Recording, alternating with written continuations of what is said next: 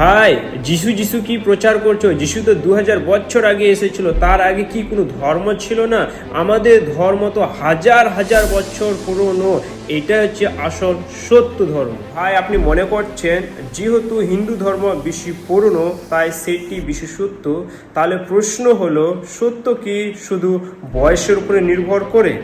বিজ্ঞানত বহু পুরনো তথ্য ভুল প্রমাণিত হয়েছে আর নতুন সত্য প্রতিষ্ঠিত হয়েছে। তাহলে শুধু কি পুরনো হওয়ায় সত্যতার মাপকাঠি?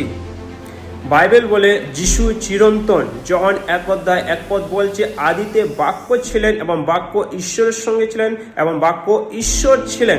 অর্থাৎ আদিতে যিশু ছিলেন এবং ঈশ্বরের সঙ্গে ছিলেন এবং যিশুই ঈশ্বর ছিলেন। তিনি কেবল 2000 বছর আগে জন্মাননি, বরং তিনি চিরকাল, তিনি আদি থেকে আছেন আর তিনি চিরকাল বিদ্যমান। হিন্দু ধর্ম গ্রন্থেও ভবিষ্যৎবাণী আছে যে এক সর্বশক্তিমান ঈশ্বর আসবেন এবং পরিত্রাণ দেবেন। তাহলে প্রশ্ন হলো, আপনার জন্য সত্য কি শুধুমাত্র বয়স নাকি প্রমাণিত মুক্তির বার্তা? বাইবেল একমাত্র সত্য বিষয়ে বলে, যোহান 14:6 আমি পথ, সত্য ও জীবন। যিশুই একমাত্র সত্য পথ। আমেন। ঈশ্বর আপনার প্রত্যেকে আশীর্বাদ করুন।